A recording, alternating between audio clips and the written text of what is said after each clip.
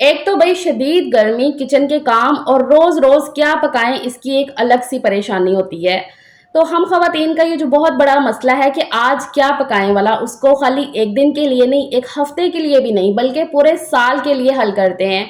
एक साल की हांडी की बेहतरीन सी रेसिपी आज आपके साथ मैं शेयर करने वाली हूँ। तो आज की मेरी ये वीडियो मेरी सब होम मेकर्स के लिए बहुत ज़्यादा यूज़फुल है। तो इस वीडियो को लाजमी देखिएगा और अपनी गर्मियों को पुरसकून बनाइएगा। किचन के कामों को अपने लिए आसान बनाएं और रोज पकाने की टेंशन को अलविदा कह दें। बेहद इंफॉर्मेटिव वीडियो है, बस आपने वीडियो को पूरा देखना है बिना स्किप करे। किसी भी पॉइंट पे आपको आज की ये वीडियो पसंद आए तभी एक लाइक और चैनल को सब्सक्राइब करना बिल्कुल ना भूलिएगा। So let's start today's vlog. अस्सलाम वालेकुम, क्या हाल चाल है, कैसी है मेरी प्यारी सी यूट्यूब फैमिली। उम्मीद है जी आप सब खैरियत से होंगे। अल्लाह का करोड़ बार शुक्र है मैं ठीक हूँ अल्हम्दुलिल्लाह। अब तक तो आप सब जान गए हैं कि आपकी आपी ने वीक में एक दिन पूरा लगा के नेक्स्ट पूरे वीक की तैयारी करके रखनी होती है, जिसकी वजह से ज़िंदगी सच में बड़ी पुरसकून हो जाती है। और जब आप पूरे साल की तैयारी कर लो तो बस फिर इंशाल्लाह और ज़्यादा सहूलत मिल जाती है। इस बार मैं यही सोच के गई थी सब्ज़ी मंडी कि सब्जियां और मसाला जात के साथ साथ ना मैं अचार का सारा सामान लेकर आऊँगी और इस सीज़न का अचार भी डाल लूँगी। तो उसके लिए यहाँ पर हम देख रहे हैं अचार के लिए आम।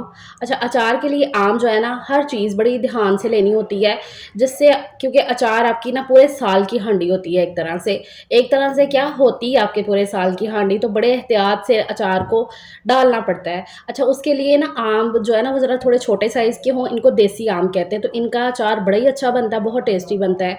तो उसके लिए ना छोटे आम ही लेने चाहिए। तो मैंने भी यहाँ से जो है ना, वो आप देख रहे हो स्टॉल पे 2 तरह के आम लगे हुए हैं, एक ज़रा बड़े साइज़ के हैं और दूसरे ये छोटे साइज़ के। ये देसी आम है, अंदर से ये बिल्कुल इस तरह के ज़रा वाइट निकलते हैं और इनका अचार बहुत ज़्यादा अच्छा और सही खट्टा बनता है। और जो दूसरे ज़रा बड़े साइज़ के हैं ना, वो अंदर से हल्के से येलोइश होते हैं, अचार उनका भी बन जाता है, लेकिन इन आमों का अचार ज़्यादा टेस्टी बनता है। और इनका ज़रा रेट भी ना 50-60 रुपए महंगा ही होता है उनसे।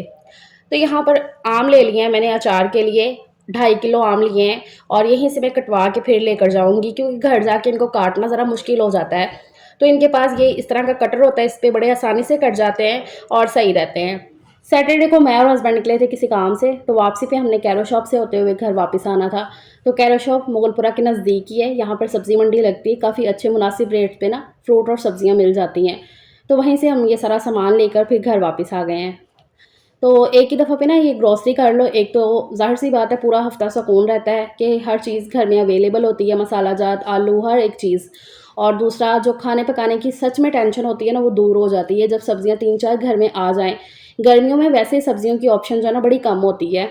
गर्मियों की जो सब्ज़ियाँ हैं ना वो बहुत ही कम खाई जाती हैं, बच्चे तो बिल्कुल ही नापसंद करते हैं, जैसे कि करेले, बैंगन, तोरई, टिंडे, अरबी। मोस्टली बच्चों को ये चीज़ें नहीं पसंद होती हैं। मेरे बच्चों को भी बैंगन का सालन अच्छा नहीं लगता है, लेकिन हाँ, मैं उन्हें इस तरह से खिला देती हूँ बैंगन, कि कभी बैंगन फ्राई कर दिए दाल चावल के साथ, या कभी उन्हें दही वाले खट्टे बैंगन बना दिए, तो इस तरह से करके ना वो ज़रा शौक से खा लेते हैं। भरवा बैंगन हस्बैंड को अच्छे लगते हैं। तो कभी कभी ऐसा होता है ना, सिर्फ हस्बैंड वाइफ के लिए कुछ चीज़ बन रही होती है, बच्चों के लिए हमें फिर कुछ अलग से ही बनाना पड़ता है। लेकिन भाई इस गर्मी के मौसम में अलग से बनाना मतलब कि बहुत ही बुरा हाल हो जाता है। एक ही दफ़ा में हांडी बन जाए तो उसमें इतने कंडीशन अजीब हो जाती है किचन में खड़े खड़े। तो इसलिए कोशिश वही होती है कि वही चीज़ बने जो सभी शौक से खा लें और वो अच्छी भी हो खाने में। बाकी मैंने एक चीज़ नोट की है कि कभी कभी ना हम खुद को, अपने आप को, बच्चों को खुद ही अकता देते हैं सब्जियों से। वो इस तरह से कि जैसे कि हमने ग्रोसरी की सब्जियां खरीद के लेकर आए, एक पूरे हफ्ते की 3-4 सब्जियां आ गई हैं और वो पकी हैं। नेक्स्ट वीक भी जाके हम वही सब्जियां रिपीट कर लेते हैं, वो इसी सोच से कि भाई बच्चे यही सब्जियां खाते हैं तो यही लेकर जानी है ना।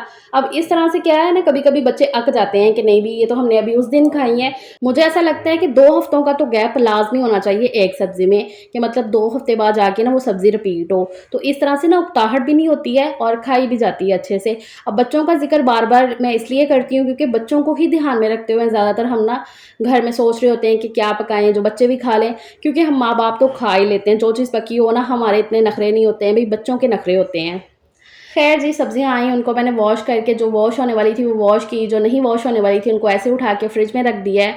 बाकी ये मैंगो लेकर आए थे दोशहरी, ये बड़े टेस्टी लगते हैं, सही शहद वाले मीठे होते हैं, रोटी के साथ ऐसे इनको चूस के खाओ तो बड़े टेस्टी लगते हैं।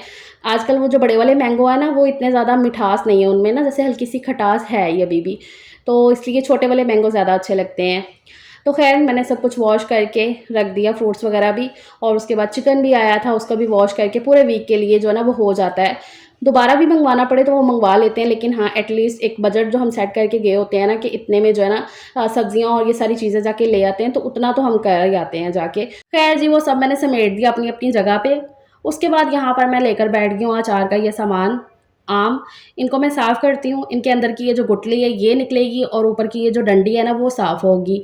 तो इस तरह से ये सारे आम की ना मैं करके रखूँगी। वैसे तो मैंने देखा है कि कुछ लोग जो है ना ऐसे ही गुठली के साथ ही और डंडी के साथ ही ना अचार बना देते हैं, लेकिन मेरी पूरी कोशिश होती है कि मैं चीज़ को जितना हो सके साफ़ सुथरे तरीके से बनाऊँ, क्योंकि उतना ही ना फिर दिल करता है खाने में, और चीज़ अगर जितनी निफासत से बनेगी उतनी ही अच्छी लगेगी देखने में भी। मेरी तो पूरी कोशिश होती है कि मैं आम साबुत लेकर आऊँ, उनको घर ला के अच्छे से वॉश करूँ, फिर दोबारा से जाऊँ कटवाने के लिए। लेकिन दोबारा से वही कटवाने जाना ज़रा थोड़ा-सा मुश्किल हो जाता है, इसलिए फिर मैं कटवा के ले आती हूँ, क्योंकि मैंने वॉश तो करने ही होते हैं। बाकी इस तरह से सारे आम को मैं अच्छे से वॉश करके रख दूँगी इस स्ट्रेनर के अंदर, ताकि इनका पानी जो है ना वो साथ-साथ निकलता रहे। आम का अचार बनाऊँगी, साथ में इसमें मैं सब्ज़ मिर्चें ऐड करने वाली हूँ और साथ में नींबू, मिर्च और आम का अचार बनेगा। अच्छा, मेरा दिल था कि मैं लसूड़े भी इसमें ऐड करूँ, लेकिन अभी मैंने लसूड़ों का पंगा नहीं लिया, क्योंकि मैंने कहा मैं जितना ईज़ी तरीके से कर सकूँ ना उतना बेहतर है। इस बार मैंने बड़े सोच समझ के तरीके से अचार बनाना शुरू किया है। पिछली दफ़ा ऐसा हुआ था ना कि मैंने एक तो 5 किलो आम थे, 2 किलो मिर्चें थी और नींबू थे, माशाल्लाह से ना वो 10 किलो जितना ना सामान बन गया था। और उस अचार को डालने में भी ना मुझे इतनी परेशानी हुई थी, क्योंकि एक तो सावन का महीना शुरू हो गया था, सोन भादो जिसे कहते हैं। जैसे वो होता नहीं, हबस का महीना शुरू हो गया था, मतलब मैंने काफ़ी लेट अचार जो है ना वो डाला था। तो वो अचार जो है ना वो उतना अच्छा नहीं बना था। तो इसलिए मैंने कहा था कि इस बार मैं बड़े टाइम से, अभी धूप लग रही है अच्छी खासी, तो मैं इसी में जो है ना अचार अपना बना लूँगी। और क्वांटिटी भी मैंने कम रखी है, ताकि मैं जितना हो सके ईज़ी तरीके से हैंडल कर सकूँ। इसलिए फिर मैंने लसूड़े नहीं लिए, हालाँकि मेरा लसूड़ों का प्लान था, लेकिन मैंने कहा कि चलो वो बाद में भी हो जाएँगे। बल्कि पूरे अचार का ही माशाल्लाह से काम होता है, लेकिन हाँ, एक दफ़ा ये बन जाए ना, फिर लगभग पूरा साल की मौजें हो जाती हैं। ख़ैर, यहाँ पर ये तीनों चीज़ों को मैंने वॉश कर लिया था, आम को, नींबू को और मिर्चों को वॉश करके, तो मैं छत पे ले आई हूँ। यहाँ पर मैंने चारपाई बिछा दी है, दुपट्टा एक ऊपर रख दिया, बिछा दिया है, और इस तरह से तीनों चीज़ों को जो है ना मैं डाल दूँगी यहाँ पर सूखने के लिए। आम जो है ना मैंने इस तरह से उनकी जो छिलके वाली साइड है वो नीचे की तरफ की है, और अंदर की साइड मैंने ऊपर की तरफ की है, ताकि इनको अच्छे से धूप लगे और उतना ही अच्छे से ये जल्दी से सूख जाएँ। क्योंकि अचार बनाने के लिए ना आपके आम जितने अच्छे से ड्राई होंगे उतना ही अचार आपका अच्छा बनेगा और पूरे साल तक चलेगा, बिल्कुल भी ख़राब नहीं होगा, वरना इसमें फंगस लगने का भी ना खतरा होता है। लास्ट टाइम मेरा अचार ना इसी वजह से उतना अच्छा नहीं बना था, क्योंकि एक तो मैंने बताया ना कि सोन भादो का मौसम था, बारिशों का फुल सीज़न था उस टाइम पे। जब मैं अचार का सामान लेकर आई हूँ उस दिन इतनी बारिश होने लग गई, तो मैंने जो अपने आम है ना वो भी कूलर लगा के सुखाए थे, तो उतने अच्छे से तो वो नहीं सूख पाए थे। मैंने तब भी व्लॉग बनाया था, तो उसकी वजह से अचार जो है ना मेरा उतना अच्छा नहीं बना था, जिसका मुझे पूरे साल ही अफ़सोस रहा है, क्योंकि माशाल्लाह से अच्छे खासे पैसे लग जाते हैं अचार बनाने में। तो इसलिए फिर मैंने कहा था कि इस दफ़ा मैंने कोई रिस्क नहीं लेना, तो मैंने हर चीज़ को ना बड़े एहतियात से। अच्छा, मैं अभी नींबू और मिर्चों को जो है ना आधे घंटे बाद ही जाके ले आऊँगी छत से, बाकी जो आम है ना वो 3-4 घंटे में ना अच्छे से सूख जाएँगे। इस तरह से बारीक दुपट्टे से मैं कवर कराई थी, ताकि उनको धूप भी लग जाए और कोई भी ना रेत वगैरह, मिट्टी वगैरह ना उनमें जा सके। नीचे आ गई हूँ मैं, अब मैंने कहा खाने की तैयारी कर ली जाए। इस बार तो मेरे लिए जो वीकली प्रिपरेशन है ना वो करनी बड़ी ज़रूरी थी, क्योंकि जो मेरा नेक्स्ट वीक है ना वो बहुत ही ज़्यादा बिज़ी है। वो किस लिए, वो आगे जो नेक्स्ट व्लॉग आएगा ना आपको पता चल जाएगा कि क्यों बिज़ी होने वाला है। इसलिए भी ना मैं कह रही थी कि आज मैं 2 सालन तो आराम से बना के रख दूँगी। अच्छा, मैं ये वाला कद्दू लेकर आई थी, इसे हलवा कद्दू भी कहते हैं, पेठा कद्दू भी कहते हैं, इसका मीठा भी बनता है और इस तरह से ये सालन में भी बहुत टेस्टी लगता है। मुझे ये काफ़ी पसंद है, मैं सीज़न में 1-2 दफ़ा बना लेती हूँ। बच्चे नहीं इतना खाते हैं शौक से, लेकिन इस दफ़ा मैंने बच्चों को खबर ही नहीं होने दी कि मैं कद्दू बना रही हूँ। मैंने कहा कि भई मैं बना रही हूँ चिकन ग्रेवी वाला, क्योंकि मैं कह रही थी कि मेरे पास इतना टाइम नहीं है कि आज मैं ना 2-2 3-3 चीज़ें करूँ, और वैसे भी मैं ज़्यादातर ना इस तरह से करती हूँ कि जुगाड़ कर लिया या कुछ भी किसी भी तरीके से ना मैं बच्चों को खिला दूँ चीज़।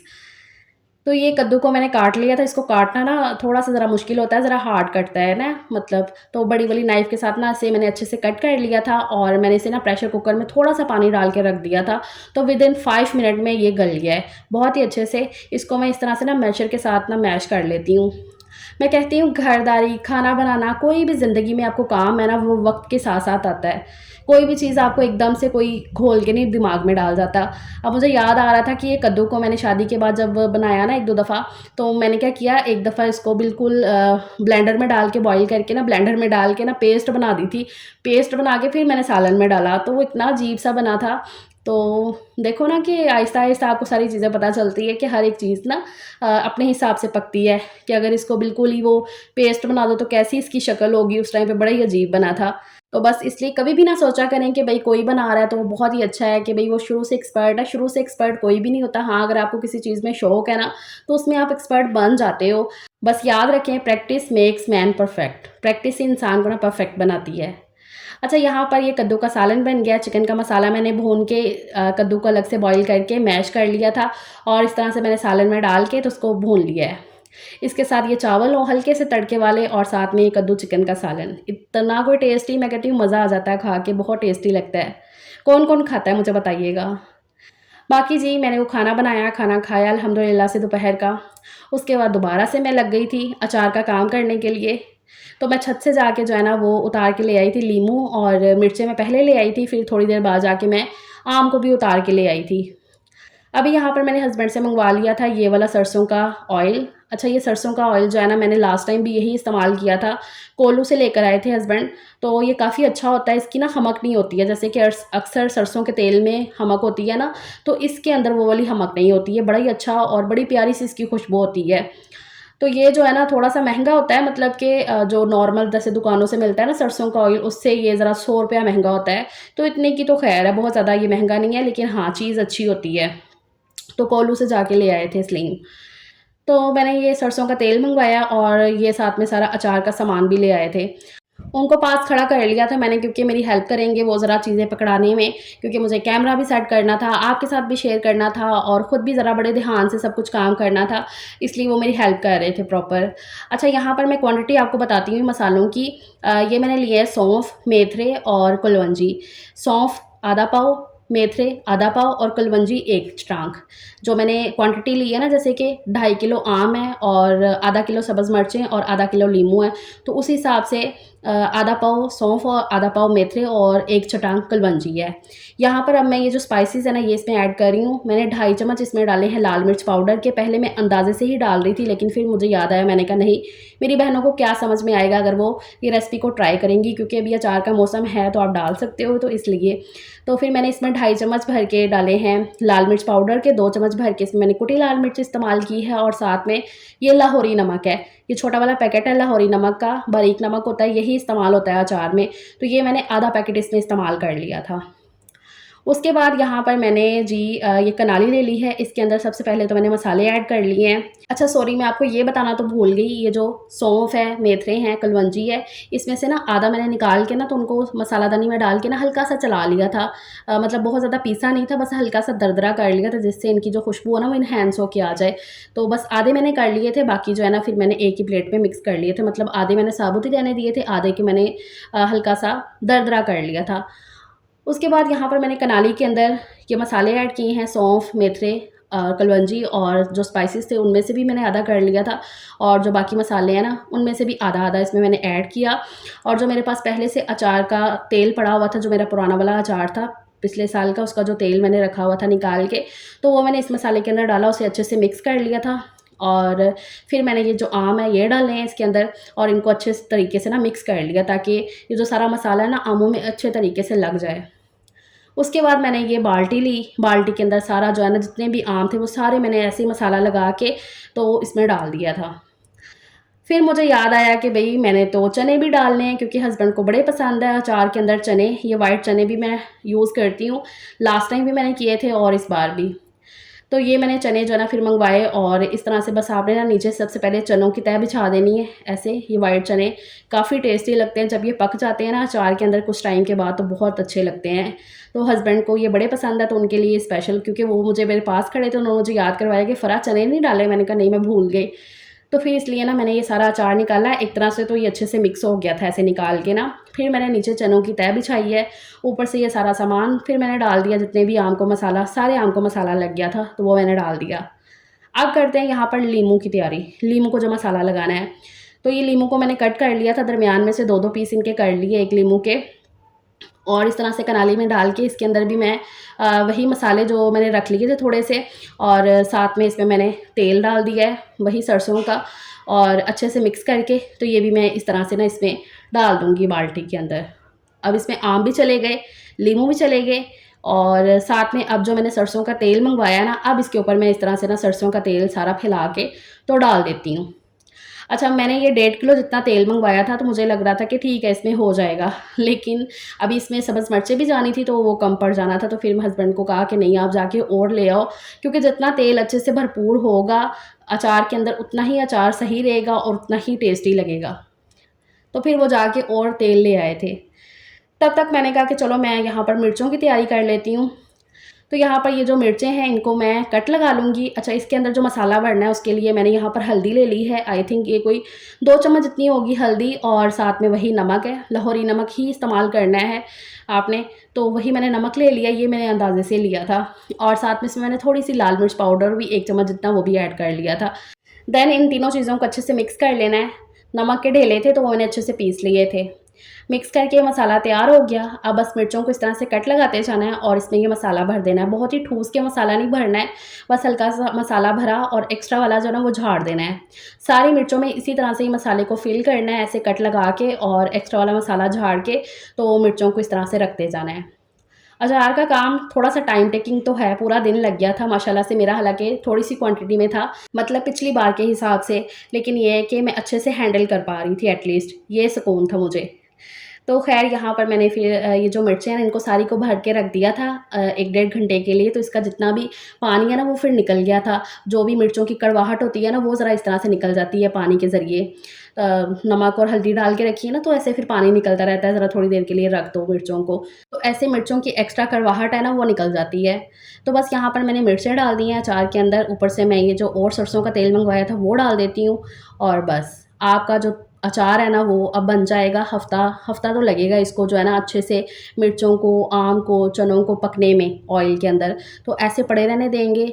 बेहतर ये कि धूप लगवा लें 1-2 दिन की तो ठीक है, वरना ऐसे भी पड़ा रहेगा तो पक जाएगा अच्छे से। तो भई मेरा तो ये तरीका है अचार डालने का, ये मैंने सलीम साहब की दादों से सीखा हुआ है। वो अचार इस तरह से डालती थी, उनको मैंने देखा था ऐसे डालते हुए, तो उसके बाद मैं भी इसी तरह से अचार जो है ना वो डाल लेती हूँ। तो अल्लाह का शुक्र है काफ़ी अच्छा बन जाता है अल्हम्दुलिल्लाह से। तो उम्मीद है जी आपको अचार की रेसिपी अच्छी लगी होगी, आज का ये व्लॉग पसंद आया होगा।